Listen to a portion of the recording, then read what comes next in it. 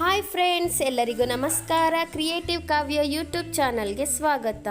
ಇವತ್ತು ನಾನು ಏನು ಮಾಡ್ತಾಯಿದ್ದೀನಿ ಗೊತ್ತಾ? ಮಾವಿನಕಾಯಿ ಚಿತ್ರಾನ್ನ. ಈ ಮಾವಿನಕಾಯಿ ಚಿತ್ರಾನ್ನ ಮಾಡೋದಕ್ಕೆ ಏನೇನು ಇಂಗ್ರೀಡಿಯೆಂಟ್ಸ್ ಬೇಕು ಅಂತ ತಿಳ್ಕೊಳ್ಳೋಕ್ಕೂ ಮೊದಲು ಕ್ರಿಯೇಟಿವ್ ಕಾವ್ಯ ಯೂಟ್ಯೂಬ್ ಚಾನಲ್ನ ಲೈಕ್ ಮಾಡಿ, ಸಬ್ಸ್ಕ್ರೈಬ್ ಮಾಡಿ, ಬೆಲ್ ಐಕಾನ್ ಆಲ್ ಅಂತ ಕ್ಲಿಕ್ ಮಾಡಿ. ಬನ್ನಿ, ಮಾವಿನಕಾಯಿ ಚಿತ್ರಾನ್ನವನ್ನು ಮಾಡೋದಕ್ಕೆ ಏನೇನು ಇಂಗ್ರೀಡಿಯೆಂಟ್ಸ್ ಬೇಕು ಅಂತ ನೋಡ್ಕೊಂಬರೋಣ. ಕಡಲೆ ಬೀಜ, ಕಡಲೆಬೇಳೆ, ಸಾಸಿವೆ, ಜೀರಿಗೆ,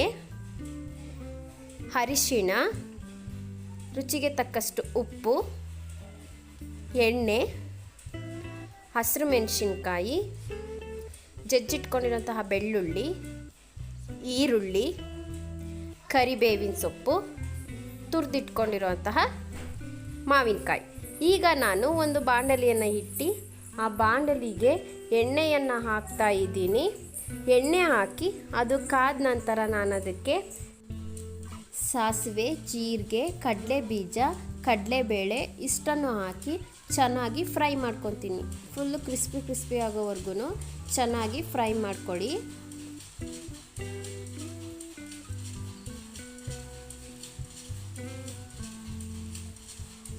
ನೋಡಿ ಫ್ರೆಂಡ್ಸ್, ಈ ಥರ ಫುಲ್ಲು ಕಂದು ಬಣ್ಣ ಬರೋವರೆಗೂ ಚೆನ್ನಾಗಿ ಫ್ರೈ ಮಾಡ್ಕೊಂಡಿದ್ದೀನಿ. ಈಗ ನಾನು ಹಸಿರು ಮೆಣಸಿನ್ಕಾಯನ್ನು ಕೂಡ ಹಾಕ್ತಾಯಿದ್ದೀನಿ. ಹಾಗೆ ಜಜ್ಜಿಟ್ಕೊಂಡಿರುವಂತಹ ಬೆಳ್ಳುಳ್ಳಿಯನ್ನು ಹಾಕಿ ಅದನ್ನು ಕೂಡ ಚೆನ್ನಾಗಿ ನಾನು ಫ್ರೈ ಮಾಡ್ಕೊತಾ ಇದ್ದೀನಿ. ಈಗ ನಾನು ಹೆಚ್ಚಿಟ್ಕೊಂಡಿರುವಂತಹ ಈರುಳ್ಳಿಯನ್ನು ಕೂಡ ಹಾಕ್ತಾಯಿದ್ದೀನಿ. ಹಾಗೆ ಕರಿಬೇವಿನ ಸೊಪ್ಪನ್ನು ಕೂಡ ಈಗಲೇ ಆ್ಯಡ್ ಮಾಡ್ತಾಯಿದ್ದೀನಿ.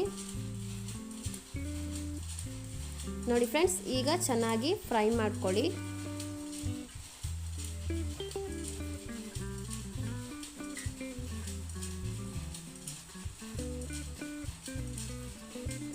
ನೋಡಿ ಫ್ರೆಂಡ್ಸ್, ಈ ಥರ ಚೆನ್ನಾಗಿ ಫ್ರೈ ಮಾಡ್ಕೊಳ್ಳಿ. ಈರುಳ್ಳಿ ಆದಷ್ಟು ಚೆನ್ನಾಗಿ ಮಾಗಬೇಕು.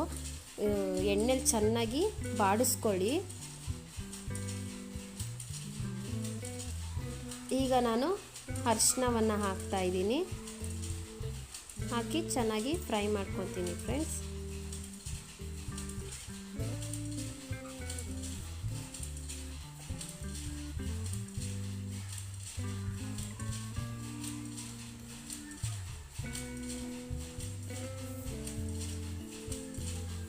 ಈಗ ನಾನು ರುಚಿಗೆ ತಕ್ಕಷ್ಟು ಉಪ್ಪನ್ನು ಹಾಕ್ತಾ ಇದ್ದೀನಿ.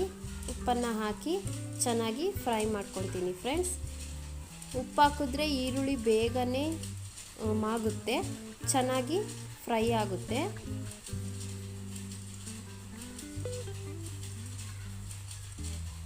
ತುಂಬಾ ಸಿಂಪಲ್ಲಾಗಿ ಬೇಗನೆ ಮಾಡ್ಬೋದು.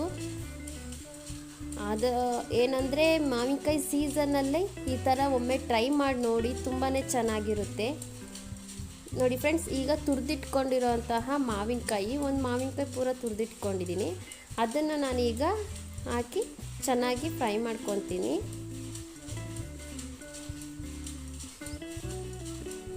ನೋಡಿ ಫ್ರೆಂಡ್ಸ್, ಈ ಥರ ಚೆನ್ನಾಗಿ ಫ್ರೈ ಮಾಡ್ಕೊಳ್ಳಿ.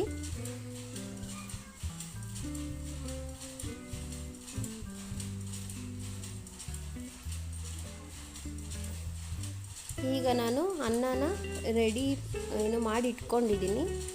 ಅನ್ನವನ್ನು ನಾನು ಇದಕ್ಕೆ ಮಿಕ್ಸ್ ಮಾಡ್ಕೊತೀನಿ.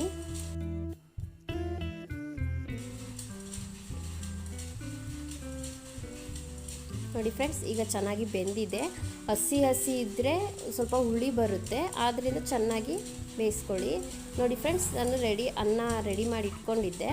ಈಗ ಅದಕ್ಕೆ ಹಾಕಿ ಚೆನ್ನಾಗಿ ಎಲ್ಲ ಮಿಕ್ಸ್ ಮಾಡ್ಕೊತಾ ಇದ್ದೀನಿ. ತುಂಬಾ ಟೇಸ್ಟಿಯಾಗಿರುತ್ತೆ, ತುಂಬಾ ಕ್ವಿಕ್ಕಾಗಿ ಬೇಗ ಮಾಡ್ಕೋಬೋದು. ನೀವು ಕೂಡ ಈ ರೆಸಿಪಿ ಇಷ್ಟ ಆದಲ್ಲಿ ಪ್ಲೀಸ್ ಕಮೆಂಟ್ ಮಾಡಿ.